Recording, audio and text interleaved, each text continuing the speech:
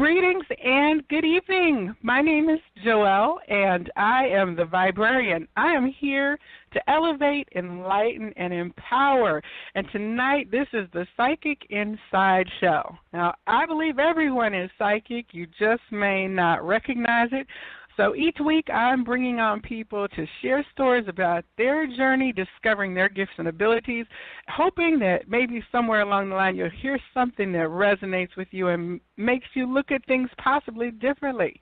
Now, I'm here on Blog Talk Radio on the Viberary Radio Network, and I'm creating a community of what I like to call the Good Vibe Tribe. And what our goal is to elevate the consciousness, raise the frequency, the vibration. So if you would like to connect with me on social media, you can check me out at the Viberarian. Now that's like a librarian, but vibration, high vibe. So that's V-I-B-E as in energy, R-A-R-I-A-N, at the Viberarian. I'm on Instagram, Facebook, Twitter. If you see something that is uplifting, that's encouraging, that's expansive, please tag me in it, tag Get Lifted, tag Good Vibe Tribe, because I would like to make sure that I amplify those messages so that we can spread those vibes as far as we can. Now, I absolutely love having the opportunity to speak to and meet people on this show. And it's really kind of like a personal kind of experience for me, because most of the time I've found people out in the community of psychics and healers here in Atlanta and places that I've traveled to. And it gives me an opportunity to kind of get underneath the hood to see what's making people tick. And I find the stories are so interesting and fascinating. So I just really consider it a privilege to come to you each week with these stories. You can find us on iTunes and Stitcher if you're a podcast person. I want to give a shout out to all those people who are listening through those interfaces, and to all of the people who are in the listening audience internationally outside the United States. I really appreciate you tuning in as well. Now, our show line is 646-787-8436, and if you have a question for my guest at any time during the show, just press the pound key and the number 1, and that will let our switchboard know that you have something you would like to bring onto the air, and we will get you on as soon as possible. Now, being that this is a psychic show, a lot of times there are psychic readings involved in this. So it's really going to be up to each guest this evening. And in our preliminary conversations, I do believe it's going to work out for a person, a single person, at the conclusion of our interview to be able to have a conversation with my guest this evening about an issue. So we'll get a little bit more into that later. But I wanted to tell you that you always hear me talk about this, the big psychic fair up in Roswell, Georgia. It's been around for about 20, 30 years I think at this point, and it is a place where you will find 20 to 30 readers on any given day. They have it the first week of the month. And so when you walk in, you see the sea of faces of all these people coming to receive guidance and have readings and services. And what I always like to do is kind of look to see what energy is calling to me. And last year, I went into the fair, and it was like this little sunbeam was sitting along the back wall, and I think it was the first person's eyes that I met that day. And I knew at that point that Spirit had something to say to me through a connection to this little tiny piece of sunshine. And so I wound up looking at the sheets and selecting to have an appointment with a woman who goes by the name of Carolyn Monden. Now, I am so excited because I had a wonderful reading with her. We connected on many levels. The guidance that she gave was just absolutely edifying to me at the time. And I continue to have her energy in my space, so when I knew that a new season was kicking up, I wanted to make sure that I absolutely got Carolyn on the show this evening. So I would like to welcome your sunny smile and face to the Psychic Inside Show. Carolyn, thank you so much for being here. Oh, my God, thank you so much for having me. This is so exciting. I've been waiting for you to come back. This is so nice. Thank you. I tell you, I ran into Carolyn again this week at the Big Psychic Fair again, and I have to tell you, I went to another metaphysical store later in the day to see what items they had, and I mentioned her name, and they said, "Oh, Carolyn, we love Carolyn." So I'm not the only person that thinks that you are just a wonderful, sweet spirit, but I wanted to find out from you, do you resonate with the word psychic, and do you consider yourself to be one? Yes, I do. I do consider myself a psychic, and I do resonate with that word. I think, however, the general public's misconception of it sometimes makes me want to define what that means. Because I think that the public's perception of us is that we are a fortune teller, sometimes that it's a joke, that we're looking into crystal balls and giving people tells of the future that may never happen. And I think psychics are more than that. So I resonate with it because I know what it means to have an insight. That doesn't necessarily mean we have all the answers. So that part of it, the public's, I'd like to anyway, change the public's idea of what a psychic is. Absolutely. You know, I think the thing that people always say when I say, you want to come to the fair and get a psychic reading, and they'll say, "Oh my gosh, I don't even know. What if they tell me I'm going to die?"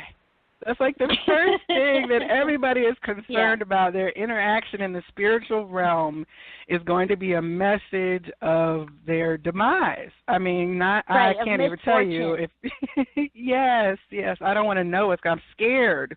So did you always have the term psychic in your comfort zone, or did you kind of have abilities before you had a comfortability in claiming that kind of energy?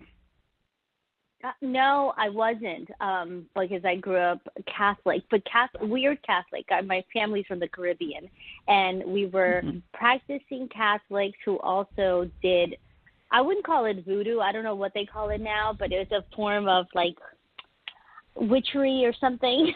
So my grandmother practiced that, but psychic was not. She mentioned witches, but not psychic. And when I mentioned that I knew things, my family was not okay with it. So I wasn't comfortable. In fact, I feel like I really came out of the closet last year. I'd say February or March of last year. The first time I did the psychic fair was when I finally allowed myself to own it. Started practicing again 5 years ago. But it was not something, although my grandmother went to see psychics, although she did different spells and things and worshipped saints, it was weird. It was a weird thing. Although she was okay with all of it, practicing, I could not say I was that. It's funny that when I finally owned it was after her death.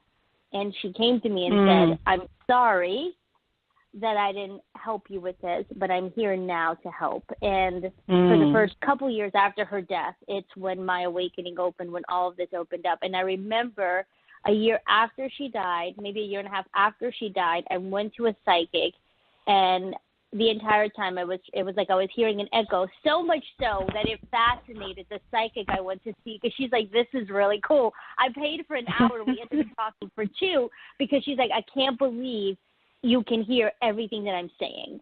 Or everything that I'm telling you, you can already hear." And it was like a test my grandmother was putting me through. She's like, "You're not crazy. I'm sorry that I did this to you. Here's confirmation you actually have these abilities." So she would say something to me, and then the psychics would say, "Did you hear that?" And I'm like, "Oh my God, yes." Wow. And the psychic found it interesting, and then it helped me remember that I had it all along, that I denied it for so long. And when you're in denial of it for so long, it's really hard to get back into it and not have weird feelings about it. And you're not, at that point, you're like, is this something I'm hearing from spirit, or is this my own head? I was never comfortable with what I was receiving until then. Now, what period of time would you say that your repression or period was up until Are you talking about like were you very young when you knew that you had? Oh, very young. You were oh, here? yeah. No. Mm-hmm. Yeah, I was. I remember. I tell the story now that because I couldn't remember. The story was the memory was vague. I remember I had a picture of 3 angels. They were little angels. They were little girl angels. It was in my room, and I remember taking it down and ripping it apart, saying to them, "Okay, I'm done because you guys get me in trouble. Every time I say something, you tell me to say, I get in trouble. So I don't want anything to do with this." I recently put it together that that's what that was about. I actually didn't rip it. I ripped it out of the frame. My mother found it and kept the picture. She said, because I loved it so much, but they were my angels, and they would tell me things to go tell my grandmother, to tell my mother, but every time I did, just get out of here. That's crazy. Stop it. That's not real.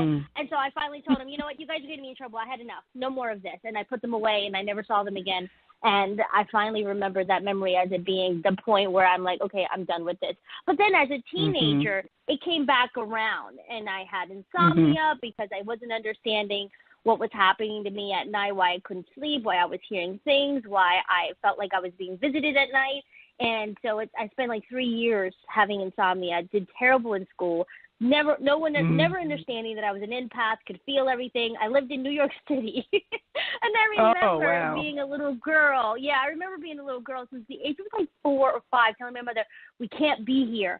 I can't live here. I don't like it here." And I didn't realize till now that it was because I felt everything, being so empathic. That school was really difficult for me. Yeah. And, just being in the subway, it was way too much for me, and I had no training. I realize now that all of it is part of my story, that all of it happened exactly the way it needed to, and I'm grateful for it. But I tell people I had hits of moments where I got called by spirit to come back several times throughout my life. Again, I was 6 years old when I put it away. I think I was 14 again when I felt it, 16, 17, and then again at 21, and then again at 27. And each time I'm like, nope. Nope. And then and then at 34, during a 10-day juice cleanse, it was a fast that actually went on for 13 days. On the 5th day, something just clicked, and it was like, oh, okay, it's time. And that's when I owned it. Yeah, so it's been 5 years since that awakening. I call that my real awakening, when I finally answered the call to come back to being who I really am. And it's been quite a journey. Well, I was saying, so what did that look like then as you came from, I guess you always hear in the biblical, they talk about, on the road to a city, the man was struck and was blinded, or he was struck and his eyes were open, kind of those lightning bolt type of spiritual experiences where you're shifted into a different awareness. But they always talk about that moment, but never the, okay, well, now what? I'm full of electricity. I've been juiced up, so to speak. But then what do you do with that when you step forward into that new reality? So I tell you what I did. And for me, it was nothing like that. I think that for me, people don't understand that some of the things that we do in our lives, some of the things that we find enjoyable are things that are blocks or our way of coping with life. One of the things that was my coping with life was food. So when I stopped eating and I got over the detox part, my body sort of reacting to the fact that I wasn't feeding it what I normally fed it, on the 5th day, there was just quiet. And in the midst of that quiet, there was just a very clear, oh, my God, there's more to life than what I'm seeing. And what happened after that was just, so I tell people it was a second where I felt completely at peace and knew there was more that I wasn't tapping into. And after that, I just became a student. I just started to read as much as I could. Yeah, I just started to read as much as I could. I wanted to understand what was happening to me. So it wasn't even that I immediately dove into being a psychic, dove into being an intuitive, to giving readings. I became a student. What is happening to me? What's going on? I started the process that I call now healing. I just started to heal myself from 34 years of denying myself who I am, of coping with a life that I didn't understand, with coping with these feelings and knowings and understandings that I couldn't explain to anybody else. I just started to ask, well, what is this? What is this? What is this? Started to just feed myself, from meditation to spirituality to, read the Course in Miracles, read everything Eckhart Tolle read. Spiritual teacher, I read it. So it was more the aspect of, I was chasing that silence. I wanted more of that silence, whatever that was, that space. I wanted more of that. And the more I got the silence, the more I understood the silence, the more I understood to separate myself from this life or this body, this mind, the more I started to understand who I was and owning who I was and remembering who I was. That is a beautiful kind of flowering or expansion as you talk about that, like uncovering things. And it's interesting when you allow yourself, give yourself permission. A lot of times we don't give ourselves permission for a number of reasons. I don't have time to go explore a meditation class. I don't have time to do yoga class. Right? But when you finally are like, you know what? No, I'm going to do this. I'm going to check this book out. Like you said, I'm going to go to this workshop. I'm going to do whatever. Even if you wind up thinking that you discarded 90% of what you read, say if it was not necessarily a great book, there's still seeds and things that at your leisure and growth then later, because you've given it time and space, it can expand into your knowledge at a later time. And that, I think, is a luxury that people think it is a luxury until they figure out that it's a necessity and kind of shift over into that way of being self-aware, self-exploring, self-expanding, when they say stay woke, to me that's the whole thing of learning more about who I am, as new things come into my awareness, new people, new tactics. You are actually getting ready to do a workshop in about a week here in Atlanta. Would you share a little bit about this exciting education opportunity? Yeah. Thank you. The workshop is called In Spirit Business, and for me, this was an opportunity. I feel I'm on a mission. I feel I'm very clear about my purpose. My purpose is to help awaken more people. And one of the groups I feel like I'm assigned to is what I describe as the light worker, because that can mean psychic, healer, energy person, yoga teacher, people who understand this world need to do more, or awaken the masses. I can't do it alone. You can't do it alone. And more of us need to be doing this work because more of us need to wake up. I feel like I'm a soldier in this bigger mission. Marianne Williamson being one of those who's now running for president. Like, I have to step. She's doing her part by using that platform to speak about the spiritual message, the spiritual movement. I feel it's my part to awaken more healers, more psychics, more sound therapists, more people who are in this world of healing to do their part, to come out of the closet. We need you. I don't care if you do it one day a week. We need to touch as many people as possible. So the In Spirit workshop is twofold. It's the first, mindset. We have fear. I told you, I say the words. I came out of the closet 4 years last year. I want more people to have the courage to come out of the closet. Like, look, there's more of us doing this.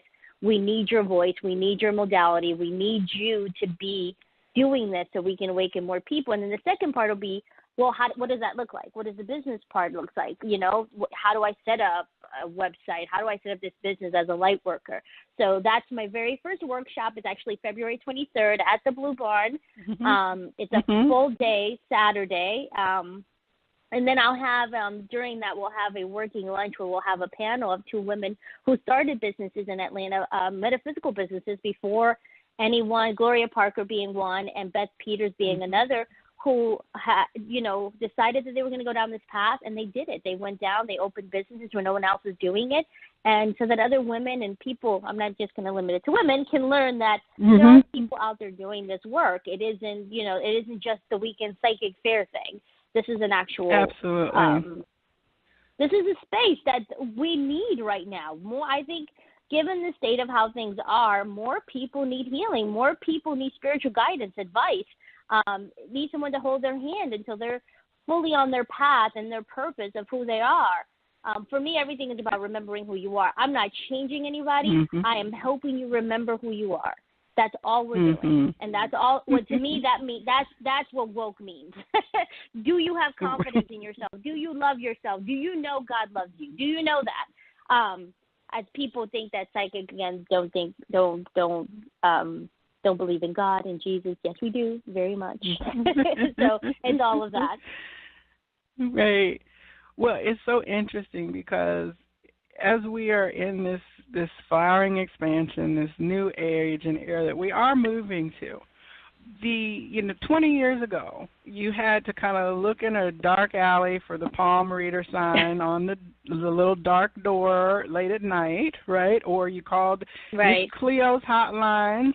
But even 30 years ago, the psychic fair here was running, and there were other smaller psychic fairs around the country. So people who have been in the spiritual business have always been in spiritual business, but with the expansion of internet and technology and information sharing, the breaking down of the walls as to what people think were the walls that they existed in, and it turns out that, people you didn't even know were doing healing businesses for 10 or 20 years and making a living of it, but nobody ever knew when they said that they did blah, blah, blah, that it actually was some sort of holistic or what at one point would have been termed a little kind of new agey spiritual practice, such as Reiki and hypnosis. And, there's so many different things.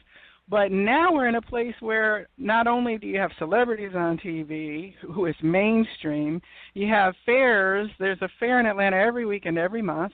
You have 20 to 30 people like at Gloria's who are all independent people who are in spiritual business, who are coming to this fair to connect with a certain community. But these are folks who have regular clientele that they're doing coaching for business, for life, for healing modalities such as chiropractic and things.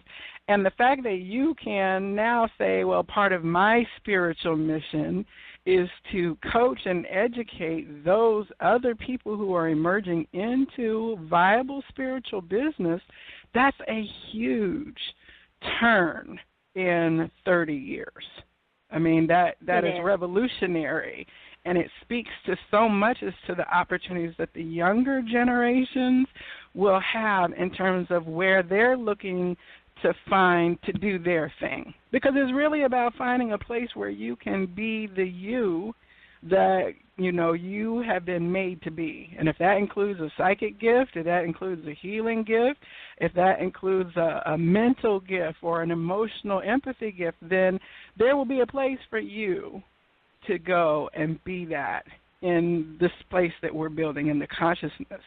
And you're part of a movement of people who are bringing forth messages through media focus. Is it United Intentions Media or is it Universal Intentions? I'm sorry, I get it confused. No, it's okay. I'm actually working with both, and I use it loosely because I'm not getting paid by either one. But there is United Intention Media, which is also they have actual radio spots here in Atlanta and another affiliate states, and in a blog talk as well. And then Universal Energy is another one where I actually have a show, and I'm actually in the process of creating another show. So I do Bless the Mess Southern Psychic, where we take in callers and I call it my spiritual advisory, but psychic readings online really quickly. And then I'm starting another show called The Process of Being, which is more of an advice show where people call in and I give them,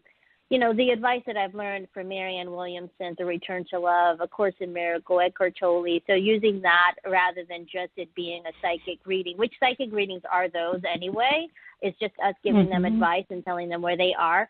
And with United Ascensions, I'm still working on some projects with them. I don't know what's going to happen. I do know that I'm a part of that orbit, but they're doing great work as well in the area, not just of psychics, but also holistic health and, so the whole holistic scene in Atlanta, they're also tapped into that. So I'm part of those two groups. And in addition to that, you mentioned something that I thought was a great segue. Talking about these younger generations and people just getting into this, having a place, I am starting a trade association for, again, I use the word light workers just because it's easier, but it's for psychic healers, Reiki masters, yoga instructors, anybody who is seeking and needs a place. So I'm creating an association so these people, seasoned or not, have a community to come together. So I'm more excited about that because I think that's what's lacking, especially here in the South. Again, everything here, there's plenty of us here. I feel like we have a hub as it is, and the name of the association is called the Hub of Light. Looking at the center as well that we call the Light Hub. So I'm looking for growing the consciousness here in Georgia, just as you would find it in California or in the Southwest. I feel like we are needing that so desperately here. I think that we are turning a corner here where it isn't so secret and where, to be honest, this part scares me a little bit, like right in the Bible Belt sort of shifting things, because I think more people don't want to be told what to believe, want to believe it, want to find it for themselves. And I feel like we need to be, it needs to be bigger here. It needs to be more mainstream. And I am happy to say that I'm working on that. Well, that's exciting. Sign me up and sign the Viberary up. We definitely want to be registered. That's part of the things that with the Viberarian that is part of my, we're so many light workers on a similar path, right, of elevating consciousness and whatever that looks like to you. And, for me, going to places and recommending those places to other people, or going to service providers and being able to talk in real personal expression about what I received as a service, so being able to have an association, not just for people to connect with each other peer-to-peer, but then for people to say, I'm going to Atlanta. And I'm going to be, on vacation or on a retreat, or I'm looking for services in that area, to be able to go to a directory to be connected with those kind of resources absolutely is something that's of value, and for you to do that through your association, for places that are really focused on sharing, like the Yelp of, the conscious community type thing, which is where I'm hoping to be, in terms of giving things high ratings depending on the vibrational experience and stuff like that. But people don't realize that Atlanta draws people for psychic things and metaphysical store shopping from all through the Southeast, from Tennessee and Florida, from South Carolina and Alabama, all four sides they're coming in, especially for the big fairs and the big 2-day expos that they have over at Cobb Gallery and things like that. So it's a great place to be in the light, if you will. And it's certainly a place that needs a lot of light and healing as well, which is another reason why I think this is kind of like a way station on the overground light railroad, if you will, where so many light workers come through here. I love that. I was telling a friend. The Underground Railroad thing came to me yesterday, and I'm like, I feel like, and she's like, Spirit has you all over the place. I'm like, yes. I'm like building this thing where people are going to have to pass through here and, get what they need, get fed, and then move on and do other things. And I would say that I think one of the things I'm looking most forward to in the workshop is helping people finally own the direction. It took me a long time. I was scared to death. I'm like, who's going to listen to me? This can't possibly be my purpose. I'm so scared. People are already doing it. And it was just like, you know what? I'm going to do it. I can't have this, tapping me on the shoulder anymore. And I want to tell other people, like, I know you feel it. I know it. And now I'm telling you, it's okay. Own it. We all have our own little mission in this grander purpose. So let's go. We got to get it done. I'm excited about it. Yeah, and I definitely I don't know how you have. I don't know how you have time to breathe, but one beautiful thing is when you're involved in that which you are passionate about, then time and energy just appear. So I'm assuming that you're operating kind of on I'm in the flow, and as things are coming, and especially you've got, a really strong connection with your guidance, how would you describe the way that your particular connection to spirit manifests? And this is the part that's important. I was more concerned in the beginning with being completely comfortable in my skin so that nothing would take away or nothing would get in the way of what people were receiving from me. And I tell people to this day, I don't care about connecting. That part is easy. I care that I'm clear. I care that if Spirit says to me, you know what, you got to work on that because your attitude in this area isn't so great. I care that when a fear shows up, that I'm working on that. I don't care what it looks like to anybody else. If I got to take time out, and you mentioned this earlier because I had a lot of people tell me, you just stopped everything in your tracks 5 years ago. You left a job, you left a career, and just started to focus on yourself. And I'm like, if more of us did that, we would be a happier people. I will stop what I'm doing if I have to focus and work on something within myself, because what you mentioned, and I tell people this all the time, this is not to boast, but that part that you see of me that everybody loves is because I'm constantly aware of my responsibility. I am here as a vessel. I am here reminding people that we are divine beings in a body. And that means constantly working on that, remembering that, because it can get easy to forget that here. It can get easy to lose confidence. It can be easy to forget that I come from source. And that, to me, is more important than anything that I'm doing. And so, yes, right now, I don't know how I'm doing it. I somehow find the energy. But it's because I am in a flow, because I'm listening, because even though I'm scared, I'm doing it anyway. And I feel like when you do that, the entire universe pulls you. And I'm just riding along. This is like I'm just riding a wave. I feel like my friends like how are you? My friends are like, how are you so calm? I'm like, because I'm in it, because I'm in alignment, because I don't have to question it anymore. This is not about me. I'm just in it, so it's easy. Well, and things happen fast. They happen fast when you're in a flow and alignment, because you'll stop and run into the right person at the right time, and before you know it, a project is sparked. Or, it is just really amazing how things shift in terms of the frictionless, well, I won't say frictionless, but less friction than before kind of living. Yeah, so I saw this meme where people were like, the new year starts February 1st. I swear to you, I haven't slowed down. I feel like I've lived 12 months in all of January. It was that fast. Everything just kept happening. As I followed direction, the other door opened and another door opened, and I'm just flowing. I'm just in it. And promise you, I think that the best part about it is I am content. Nothing that I'm doing I am attached to. Nothing that I'm doing I have this grand result.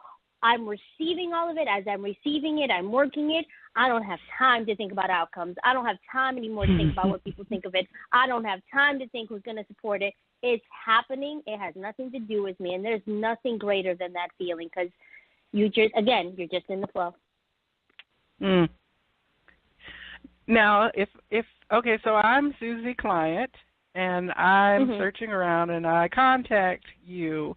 What does if there is such a thing as a typical client that you would have, and what type of, what does the work with you look like? Gosh, that's a good question. I don't think anyone's ever asked.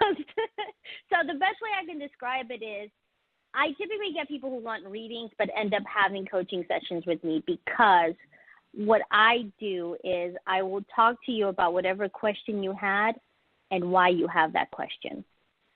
For instance, I had someone come to me at the end of the year about possibly wanting to get a divorce. And this message from Spirit was this: that's fine. There's never a right or wrong answer. However, they said, whatever decision you make, take your time. And so we talked about some of the reasons why she wanted to. And I took each one of those reasons and pulled back the perspective of only hers and showed it to her from the other side. And when I did that, she was like, I never thought of it that way. And as I did that for each point she had, she thought, oh, my God, there's a lot that I have to still learn about myself. And as we learn about ourselves, we remove a layer of who we thought we were supposed to be. And that's transformational. And so coaching sessions with me, that's what they look like. Readings with me, even if you only do one reading, I'm going to tell you why you are where you are, why you had that question, and why, and just redirect you. Instead of asking, should I get a divorce, ask, why do I feel like I need to get a divorce? What's going on within me? Because nothing is ever happening to us because something's happening to us. This is something I tell people we're co-creating. So part of what you're feeling is you, and the other part of it is the energy matching what you're feeling. So how can you change how you feel so we can change the situation around you? So that's what a reading with me looks like. And I do that with life and business. And would you say that a majority of your clients are working through projects or processes on a kind of regular or I won't say consistent, but let's say repetitive basis, or is it more majority one and done? Like they ride off into the sunset having okay. No. Once they figured out that they can do this in every area of their life, it's never one and done. And here's the thing: I don't have people. I feel like you shouldn't be my client. The most is 6 months, because I just want to teach you how to do it. Basically, I'm going to hold your hand until you are firmly confident on your path on doing this yourself. I am not one. If it's taking longer than that, and I'll get occasional calls here and there, like, hey, I just wanted to share this with you, and hey, I just wanted to check in. But if I'm constantly helping you, then you're not getting it. Part of this is discernment. Part of this is perspective. Part of this is changing and going within. I can't help with that part. I can help you with the tools you need to go there, and we can do that for a while until you're consistent with it. But it's never one and done, but it's not forever either. Now, and do your clients already know that there is a psychic component, or is it, some folks are engaged? Okay, because no, okay, some people don't get their client pass. Okay, yeah. See, some people don't necessarily have clients that come to them from that, but what they find is that their psychic kind of conversation that's happening from spirit begins to enter in if the person is comfortable for it. But your clients are already very much aware, I'm contacting a psychic because I want to get insight into this.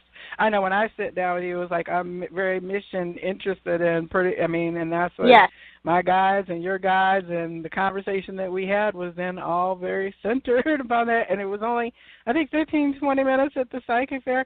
But it was very, very helpful, just to kind of send me home with some, like you said, new perspectives, a different way of looking at it through a perspective with the spirit lens, which always looks different, So I definitely could see where that would be of value.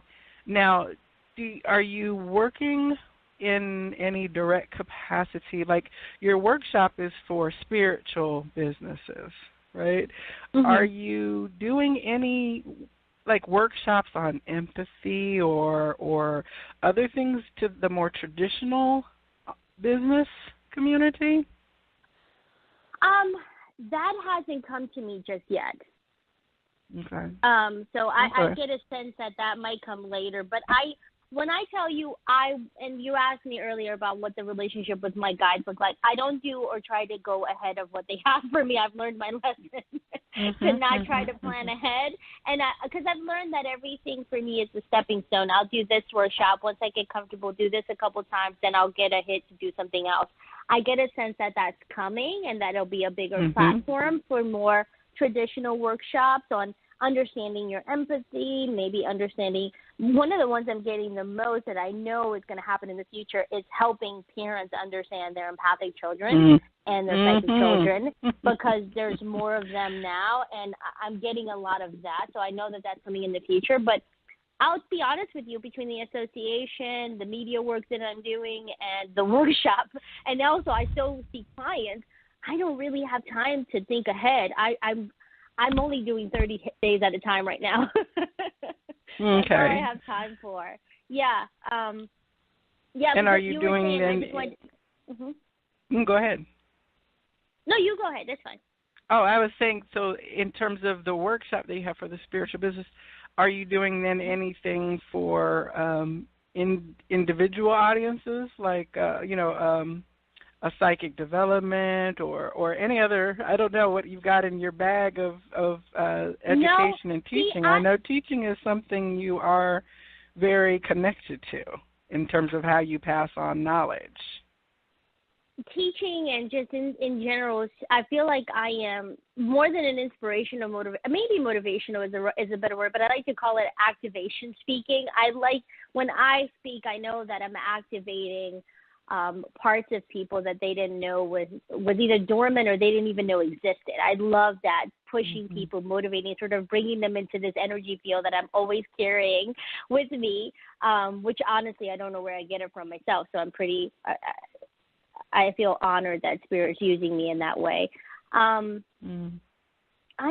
don't, no, so the spiritual development, no. I feel like I'm a second component to spiritual development, because believe it or not, I have psychic friends who I've helped, who have gotten the spiritual development, who I've helped with the mindset component, with the fear component, with the, it's one thing I tell people to know you have gifts. It's another to know how to use it properly. I think the thing that most people notice about me is how I really do know I'm not connecting to anything. I'm not connecting to Spirit to get answers. I am Spirit having a human experience. I am connecting to it. I am a part of a team. I am always aware of that. And that part, people are like, how do you do that? Because I just know who I am, because I worked on who I am and understanding that we're all divine, that we're all God-like in bodies. Because I understood that, the rest of this stuff is easy. By the way, never had spiritual development. Never did that. Never had mediumship development. None of it. I've developed everything through my guides, understanding them, hearing them, building that strong foundation, and before I got anybody telling me how to do this. So I help psychics, after they've gotten the spiritual development, understanding their gifts a little bit more. After they've got their gifts, right? After they're working with their gifts, how to work better with them. So exactly. How did you mentioned being an empath, and that's huge. Like, we're talking about the sensitivity to energies and emotions, and there's so many unaware empaths out in this world.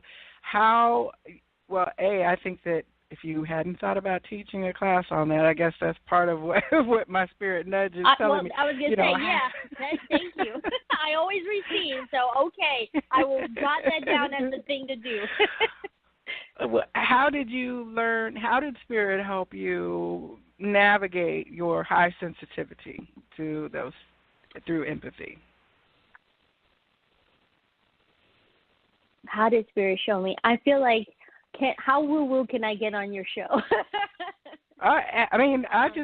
That's one thing people want to know. Like, what does it look like you're an empath?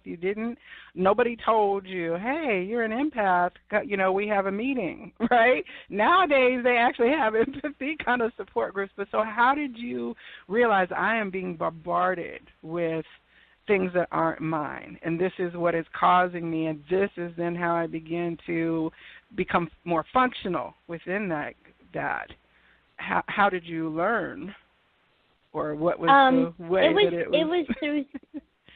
It was through Spirit. I think that I understood that it was a gift more than a curse, and how do I explain this? I figured out that I was an empath, and a strong one, when I can feel my husband's panic attack a day before it happened. And when that happened and I started to have a strong sensation in my chest, I asked Spirit. And in that evening, I had what I describe as an out-of-body experience where I had a spirit visit me. Mind you, I'm not clairvoyant. I don't see spirit the way other people do. But I had a spirit visit me and explain to me, this is who you are. You feel things.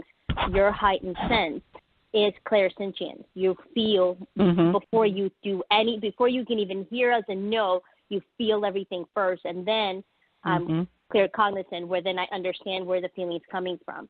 It was through 100% letting Spirit teach me. They are my teachers. I don't just receive messages from them. They have been my teachers in showing me, your husband is going to have a panic attack, and here's why he's going to have a panic attack, and understanding there's nothing you can do about it. My job is not to save unless someone asks. We are not to be the saviors of anybody. I am not to hold anybody's feeling unless I am asked to help heal that. For the most part, what that looks like is I will hold space with you until you identify that feeling. So what happens is when someone's in a room with me one-on-one, without me having to say a word, I tell them, can you feel that? Because I am feeling it as well. I'll identify it for them, and then I'll ask them to point it out, and then we talk about it. And from acknowledging, because we make everything bigger than what it is, from an acknowledgement, I feel anxiety, I feel sadness, I feel, depression. When we acknowledge it, that is starting the process of healing. For a lot of people, they're not even aware that they're having these feelings. So how Spirit taught me was, help them identify. As a healer, here's what you do. You help people identify when they come to you. Again, I am not the keeper of all the feelings in the world. So I can be hit with something, walk by someone, understand that doesn't belong to me, and let it go in that moment. Now, if it's something drastic where I can help and I'm being called to help, then I will. But for the most part, it's like raindrops. I'll feel it, but they fall. I don't absorb anything. I'll feel the hits, but I let them fall because I am aware. Everyone here is on their path. Everyone here has something to learn. It's not my job to get in the way of that. We have this idea that because I am this great responsibility to help everybody. No, some people have to go through some stuff. Some people have to feel. And some people feel them and still don't want to do anything about it. Still not my job. Still not my job. Right. And it's not an ego thing. It's self-preservation because I can't. I just cannot. And again, which is why I'm creating the workshops and helping other healers. And you're right. I should do a piece on it, on empaths and how to live with it. It's not our job to save everyone. And there's not enough of us to go around. There's not enough of me to go around. So I don't do that. When I'm at the fair, as a matter of fact, people are like, how do you do it? For the most part, because I stay in a bubble. And whoever's in front of me, that's who I'm focused on. It doesn't matter to me what else is going on in the room. It doesn't matter to me what anybody else is doing. I know that I'm there to serve, and I am to focus on the person who's in front of me. That's it. And if some people are like, I don't know why I'm crying. I'm like, that happens when you're around somebody who feels everything. I am allowing you to feel your own feelings. And I'm like, and crying is a part of the healing process. Sometimes that's all you needed. To release. I don't know, did I answer your question? Yeah, absolutely. You said, I am not the keeper of the feelings of the world. And I thought that was like really perfect, right? Because many people, and this is from the adult perspective, if you're empathy or you have clairsentient empathy, you don't know why you're processing all of these things. And especially then in relationships, when you've got highly empathic people, it can easily move into like a codependent kind of unhealthy or fear-driven, especially if, like, say if you were a fear-driven person, if you had gotten the message or feeling that your husband was having a panic attack, it could very well have induced you into like a co-anxiety state had you not been able to come into awareness, right? And I think that what's really important is that children, which they're already open, innocent beings, but if you have a psychically sensitive child who also then is very empathic, not only are they processing the erratic feelings of their classmates at those ages, but even within the home environment. And a lot of times kids grow up in environments where they think that they are the keepers of the feelings in their family. And I think that's just from parents who don't realize that their emotional overflow or the way that they're handling their life is spilling over, and their empathetic child is feeling that as soon as they walk in the door without them saying things. One common thing I hear is that empathetic kids they grow up sometimes thinking that the hammer is going to fall. They become kind of nervous and worrisome because they're filled with anxiety at all the adult-based emotions that are whizzing around them. And they try to soothe the parents and other people. So I just think that, like, we went through a phase of learning how to be emotionally intelligent, that we're now deepening that for this new generation to be able to be emotionally plus intelligent. Yeah. So these kids are not swimming in the emotions of your crap, So speaking to that, I was one of those kids who took on the world, and in high school was sent to therapy because you can see the anxiety all over me. Not understanding what was wrong with me, not understanding that I didn't have to carry the world on my shoulder. I feel like all of that was a learning lesson. But because that happened to me, I now go to therapy with my son to help him with his empathy, to help him understand that what he is feeling from me, from his sister, from his father, from his classmates has nothing to do with him. But it is even a process. Even someone like me, I still need help. I still need a coach. I still need somebody to help me talk to my son because it's hard when it's so close to you. So I get it from that perspective. I mean, I didn't do well in school because I didn't understand why I felt so drained when I got there, why I couldn't focus on anything. So I understand completely. So I think you're right. Now that we're having this conversation, that might be something that I need to teach. Here's one more key to the empathic thing, which I'm grateful for, that I feel like I was led to the direction of healing myself again so that I am not masking my feelings with someone else's. See, because I think what I see a lot of people do is, I'm so drained, I have so much anxiety because I'm picking up other people's stuff. Stop picking other people's stuff. If you are aware of your stuff, if you are constantly clearing your stuff, you know what belongs to you, what doesn't belong to you. That's why I said I'm not the keeper of other people's feelings, because I have to keep my own, because I have to work on my own. And because I'm constantly working on my own, I know what belongs to me. I don't hide from myself. I think the biggest key, because having the gift is one thing. Healing yourself is another. They don't come hand in hand. It's just a gift. The healing is separate. I don't carry anybody's stuff around because I'm constantly working on myself. You see, and everyone who meets me in person sees the brightest part of me, the happy part of me. That's honest. You feel it because I'm always working on me. Nothing you feel, nothing you do is affecting me. I love everybody because I genuinely, internally feel that love for myself. And that's not something that's easily come by. It is something I'm constantly working on. Yes, I was going to use the word peaceful in my description, of the show and everything, but I'm like, well, I guess it's not very marketing for me to say. No, it's such a peaceful spirit, but I mean, I guess it is because you were just smiling and just there's no rush around you. It's just this little happy little sunbeam beaming down from the sky. I mean, that's really the energy that you have. I can absolutely concur with your assessment of yourself, having met you on multiple occasions. So now, go ahead. No, go ahead. I'm good. No, I'm fine.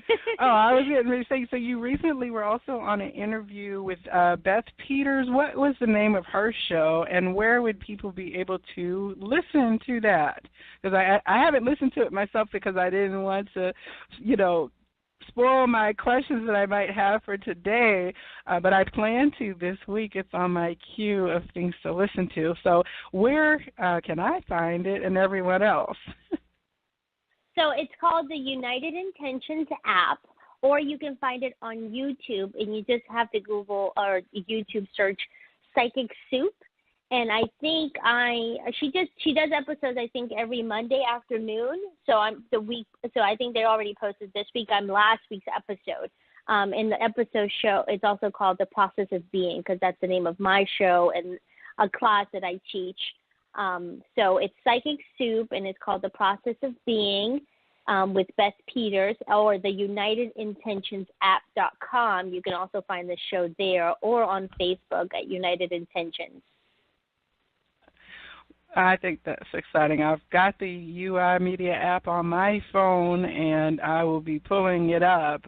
You actually are visible in that one, or it's the podcast episode? No, there is a podcast version of it, but there's also a YouTube video of it. So they do both video and podcast. Yeah. I thought they did. Okay. That's really exciting. I do hope to be able to actually have Beth on a future episode of the Psychic Inside show as well. So tell her, don't be surprised if she hears from me soon. One of the things that we do have on the show is the opportunity for people to call in and to either ask questions about your life, or in some cases for a quick reading or consultation. We have had a caller who has been pressed the line to come on the air about 40 minutes ago, but I'm screening by myself this evening, so I'm going to pop on here and see if this is a question or a reading call, and we'll kind of move from there. This is for caller 4415. You're on the Psychic Inside show. Who am I speaking with? Hi, my name is Ann. How are you? Hi, Ann. Welcome to the show this evening. Thank you so much for tuning in. Did you have a specific question about Carolyn's story, or were you holding for a reading? Actually, for a mini reading, yeah. Okay. Well, if you give me just a few more minutes, I'm going to come back to you. I just wanted to pop in and check on that. And Carolyn and I will, continue our interview, but I will be back to you in just a little bit, okay? Thank you. Thank you. Okay, Carolyn, so we do have a request for a reading. Now, before we get into that part of the show, I wanted to ask if there's anything that you wanted to share with the audience this evening about, your coming into, you're out of the closet, out of the psychic closet, out of denial or suppression. Anything at all that you would like to share with the listeners this evening? Goodness, I feel like I shared everything. I think the most important thing that I can share, if I have one message to share with everybody, is the last thing we talked about, which is being comfortable in your skin is more important than any answer you can receive. Because even whatever answer you receive, if you're still not okay with it, it still won't come true.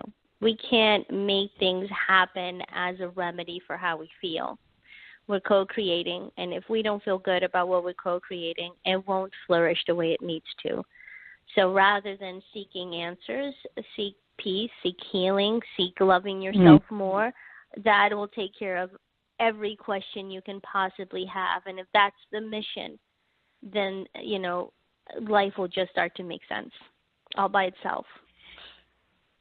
That's really so profound, because many times people go and put energy and effort into things because it's what they feel they must do.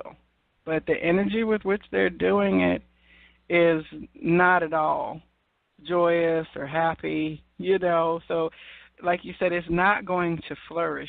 Even if you're a business owner working for yourself, but you dislike the work that you're doing, then it may flourish. Maybe it'll even flourish financially, but energetically there's more to our feelings and our emotions and satisfaction than financial abundance or stability can provide. And I think that flourishing, the idea of not only being happy and joyful, the word flourish speaks to a healthy plant that is green and not spindly and just surviving, And I think that if people can use all of the aspects of themselves, all of the higher guidance, all of their empathy and sensitivity, if they happen to have any kind of unexplainable ability, because sometimes you just can't explain what you're doing and how you know what you know. It doesn't fit into a tidy little categorization, But I think, like you said, if you are allowing yourself to get to know yourself, then you will figure out your special language, your special way of sensing the world, and it doesn't have to look like anybody else's way of tapping in, tuning in, leveling up. It's just the way you have for yourself. I joke about this all the time because I think my friends think like your life makes no sense. I'm like, I know, and I love it. It doesn't.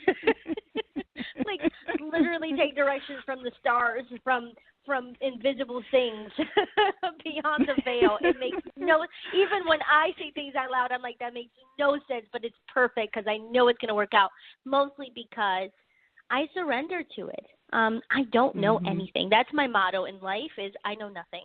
I let myself be guided. I know nothing. And I'm content with that. I'm content with that. I think living life that way, you're constantly in awe of all that can come, and all that is put together like a perfect little puzzle. I find enjoyment in that every day. So it is kind of a nice little surprise, isn't it? When you step through them and you're like, oh wow, look at that! Look at that! Look how that came together. Yeah, I didn't know why I was doing that. Now I see. 2 months later, like, oh, that makes sense now. Right. And the guys are always like, well, we were waiting for it, Yeah. You just were catching up to what we see, Yeah, I have a bunch of sassy, like smart guides that respond to me like yeah, look at that. Well, I will say in my conversations with you, you were very direct, and my guys gave me a couple kicks in the seat of the pants, and of course it was with loving, but I think sometimes people elevate the conversation with spirit to a high-tone religious sanctity. And it may actually be that for some people in some ways, but it can also be kind of, my guys keep me laughing all the time. They have a real sense of humor. They know I like to laugh. Yeah. More often than not, I'll have like little mini tantrums with myself, like, I don't want to do that, I'm too tired, and I'll 5 seconds later, are you done? Because we're still doing this, and I'm like, okay. I get that all the time, like, are you done? Because we're still here, and that's still what you have to do. I'm like, oh, okay. Right. So, yeah, I have one of those. I have those too. Like, yeah, it's in the directness. I think I was personality trait that I think I chose before I got here, and so, but it's always loving. So it's going to be direct, and it's going to be loving, and that's usually how I'm also getting it. So, yeah. Right. Well, that's what I tell people. Just because if your guy cursed, I mean, of course we want to check energy for, vibrations and things like that. But I'll tell you what, I consider myself a high vibrational person, and a cuss word definitely comes out of my mouth more often than I probably would like my parents to know about. And my guys relate to me, the person. Now would I cuss in front of the pastor at church? No, but it's not that kind of dynamic in terms of my connection to my spiritual, path. For some people, again, it may very well be, but sometimes people discount it because they're like, that couldn't be spirit because my spirit keeps teasing me. It's really ribbing me, But it's like, well, no. Yeah. I mean, your spirit guide knows you like to laugh, so they're ribbing you because they know you, It's not only that, it's just what I tell people. And actually, I've been meeting a lot of people that I've been telling them this, because I get people all the time saying, I just feel like I know you. I'm like, I was likely your guide. I'm like, we are guides here. Some of us are guides here on Earth. So your guide talking to you like that wouldn't surprise me, because that guide has probably been here before, probably had form, has his own ideas and his own way of doing things. So, yeah, you're going to get guides and you're going to get messages that will feel like they're from this Earth, like it'll feel like they're from here, because it's likely that one of your guides has been here. And it's and you know what I get from my guys, a lot of it is, it just is. It isn't wrong. It isn't bad. It isn't good. You know, it isn't right. It just is. Like, there are times where I don't understand what they're telling me and I want more clarification. They're like, there's nothing else. It just is. This is what we're telling you. Well, and I'm like, well, what? No, it just is. I hear that all the time, to the point where I've gotten it. Some of it's just not going to make sense. Some of it just is. Some of how you feel just is how you feel. Some of what's happening just is. There is no justification. There is no harsh God trying to teach us lessons. There are lessons, but there's no reason for it. There is no puppet master. It just is. And it's our perception, good, bad, you know, or good and evil, or right and wrong. That's us. Some of the stuff, most of the stuff just is. It just is. That's a relief to me. I tell you, it was. The whole thing has been a big relief to me. You know, over time, it's like, wow, really made that a lot more complicated. But there was lessons in growth and, you know, simplifying things over a period. At least, you know, my experience. You know. I want to leave you with this. Yeah, I'm sorry. Go. You finish. I was going to say. Oh, I was saying it's just a deepening. You know. Yeah. What I tell a lot of my clients or people who come to the psychic career and read with me, and I say this to my son when he starts to have anxiety again because of the empathy, is I am a spirit having a human experience, and one day I'll go home. When you put it that way, everything is relative. This is just an experience. This is temporary. I don't have to fall out, dig a tunnel, or dig a hole and live there. I can enjoy every bump in the road and every high, be aware of everything around me, because one day it'll be over. So it's I treat it as an amusement park. I'm going to have fun. Right, I'm going to enjoy it. Yeah, I want to get the stamp on my ride card. I did Earth. I don't want to repeat it. Right. Yeah, I don't want to repeat it because I was like, it doesn't make sense. It doesn't make sense. Okay, it's not going to make sense, but it'll be over soon, so how about we enjoy it? And, like, not every ride is going to be great. Right. Some of them are going to suck. So, yeah, it's okay. It's okay. Now, how can people get in touch with you for personalized readings or to find out about your projects and classes? My website, which is www.carolynmonden.com. That's CarolynMonden.com. My Facebook page, I have a lot going on there, is Holistic Spirit Healer. I have a website under that name. You can find it as well. And in both those pages, and I'm Carolyn Monden on Instagram, so any one of those ways you can reach out to me and book a session or just find out what I'm doing or just follow me. I got a sense that the social media stuff is going to get bigger. I don't do as much because I'm so busy in real life, but I feel like I'm going to put more out there and do more now that I'm in this space of creating that. So you know, you can look for me in those places. Well, and definitely you can check out the Viberarians page because we've got a link and tag to Carolyn's Facebook page, and also on Instagram we've got her information out there for you. And I will say that this interview will be on the Viberarians YouTube channel within the next probably 48 to 72 hours. So it will be available for replay there as well. Now, Carolyn, when we talked about readings on the show, you shared with me a little bit about your style and, you know, the way that you work with spirit. And we have about 20 minutes left in the show today. So would you, our caller is still here holding. Thank you, Anna. We'll get ready to bring you right back on. But would you please, you know, give some guidelines? I do want to say that please be aware that these readings are happening in public space. So you are basically opening a window to your own connection, you know, to spirit and insights in a public way. So I just you, Anna, to be aware of that. And if at all you're uncomfortable or anything with any information that comes forward, then certainly it would be more suitable to reach out for a private session. So I have to put that disclaimer in there. Okay. So, Carolyn, and I'm glad you asked me. Yes. How do you? If there are any guidelines. Yes.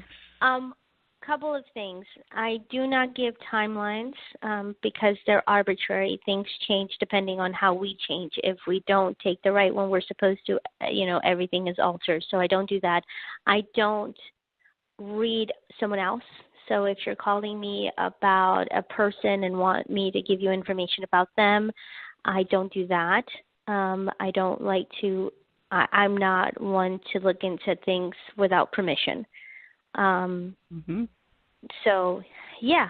So other than that, I won't. Okay. I don't do dates or time or timelines on anything, and I don't give readings on other people without permission. It's and most of it, sometimes even if it's a child or a husband, if spirit tells me no, then I don't. So mostly it's no. I'm not going to read someone else or give you insight on someone else's life. I don't do that. I feel like there was something else, and I can't remember. So if it comes up, we'll just politely say. Well, I will tell you the caller has dropped. I'll give it just a couple more, about 2 minutes here to see if they call back in, because I had just brought them into the live studio. Maybe it was decided that it wasn't timely for them to be connected, but we'll see if they pop back on here. I appreciate you listening on the line the whole show, ma'am, and if you do call back, I will get you on here in just a moment. But in terms of you mentioned a class, Essence of Being. Did I catch that right? It was kind of dangling in my awareness, and since we have time, I would like to kind of step back to that. Is that a publicly available class? So I was doing them at the Open Mind Center since October, but with all these other activities that I had, I canceled them for now, but they will be coming back hopefully in March. Likely at the Open Mind Center. And it's a group healing. So that group coaching, it's what it is. It's a healing coaching group where I'm talking to people about different topics spiritually that helps people in their process on their spiritual path. But we'll do it in a group setting, which is a little bit more affordable. And I'll be honest with you, I like it, feeling the energy in the room, but also empowering everyone who's there to sort of participate in someone else's journey and someone else's healing, because what ends up happening in the groups is that we end up helping each other and realizing that not only do I have the ability to give that advice to someone else to help someone in their journey, but it empowers me to feel like I can do it for myself. So I love the process of being, and that name came to me from Spirit as well, because we just don't know. No one teaches us how to be. I sometimes have parents who call me with parenting advice, and a lot of the times we want to hide life. We want to shelter our kids from our life. And I'm like, see, that's the problem, so that when we become adults and we're having hard times and we're having hardship, we feel like it's only happening to us because no one told us, no, that's everyone. There's a process to being a human being. There's a process to being. That we're not aware of because we don't share it out loud, because we don't. We don't tell people that when we're teenagers we have a hard time, or that in our mid-20s we start to feel a little rough, I don't know, what do you call it? I don't know, we start to feel a little shift. We have little shifts in life, but we're learning, and change is inevitable, and we're always changing, just like the trees and the seasons, and things grow and they die. Parts of us do the same thing, and we don't know that. So I talk about that in my podcast, which I've been recording slowly, but it's picking up steam, and I'll have more information on my website about that, and then the classes, which I'm really, really happy of bringing them back, because I love group coaching. It's my favorite, and you're right, it's more about the teaching others. So we talk about, I'll pick a topic a week, and we'll talk about vulnerability, about surrendering, about fear, relationship with our parents. What does that look like after we're adults and kids? And just different areas of life, and then I'll bring in different teachings depending on what I'm called to by Spirit, either something from the Course in Miracle or from Friendship or Conversations with God, which is one of my favorite series of books. I feel like everyone should read that. Those Neil books. Walsh, right? Yes. Oh, my God. Those books are life-changing. And it's funny that I didn't actually start reading those until 6 months ago. I've read everything you can think of, but those particular books I didn't read till 6 months ago, and they shifted already this awakening I was having to another place, which has just been a beautiful experience. So depending, I'll bring in a passage from one of these books. I'm sorry? Oh, I think we cut out there for a second. I was saying those are actually two books that I have not read. I think it's funny how you talk about, like, I've read everything else, but how they can sit on your shelf looking at you for years or around your peripherally, but when it's ready and ripe, you read them and you find out it wasn't supposed to be read before now, know? Yeah. I was like that with The Alchemist, and I think the Celestine Prophecy, I think I even had the 4 Agreements for like 5 years before I ever picked it up. You know what I'm saying? And it's my goodness. there's kind of like You've read it, you said? No, I was like you. I just had books I would sit there. But it was actually that book I recommended to everybody, The 4 Agreements, especially like an entry into spirituality. To me, I tell people, this is the very basic to get you started on the spiritual path is The 4 Agreement, I wholeheartedly agree. I've given away every... Right, you call yourself woke. Right. No, you're right. I give away all of my books, but no, you call yourself the Viberarian. I think people call me this, the librarian, because you have a spiritual book you want, or you have a particular spiritual area you want to look at. I know the book. Just come ask me. That's right. That's right. Well, like you said, there's kind of like a reading list that we wind up in coaching people, and it's a lot of times based on our own experience with a door opening through reading it. That's what good books are about. Just like good videos or good lectures or good workshops, it's all through word of mouth. If somebody found it easily digestible or life-changing or shifting, that's what we're supposed to be doing, sharing what shifted you, And, I love books, so I'm like, super, super excited about, the idea of these curated consciousness lists, the consciousness book list.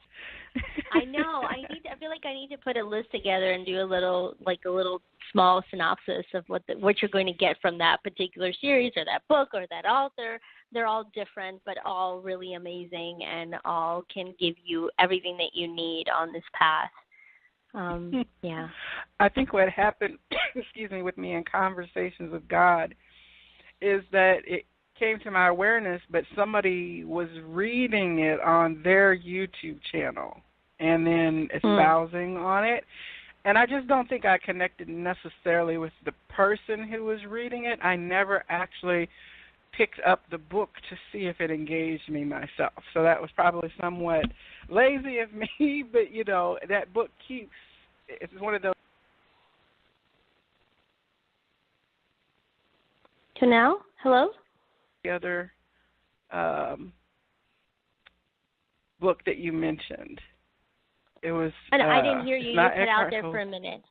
Oh, there was another book you mentioned with Conversations with God. It was one of the 2 titles that you said that you more recently read. More recently, what did I read more recently? No, Friendship with God was probably the other one. So I think Neil Donald Walsh has written maybe 10 or 12 books. The series of Conversation with God are actually 6 books. 3 he wrote, one after the other. 4, 5, and 6 are really separated. The 6th one was the one he wrote in 2017. He wrote Awakening the Species, which was, I guess it's book number 6. Friendship with God was like number 4 or 5. I can't remember. I don't know. When I read the series, when I started to read it, and I've read all 3 plus Friendship with God twice, I really felt like I was having a conversation with God. this person, not just reading it. I felt an experience. And friendship with God tied it together in a nice bowl for me. And that I tell people I had a second awakening with friendship with God, because I was listening to it at the time on my way to work and on my way home. And I remember one particular chapter where God is talking to Neo. And I say she because when you listen to the audio, it's Ellen Burst and I can't remember the actor's name. But it's two actors who are doing the dialogue of God, or doing the God monologue with Neo.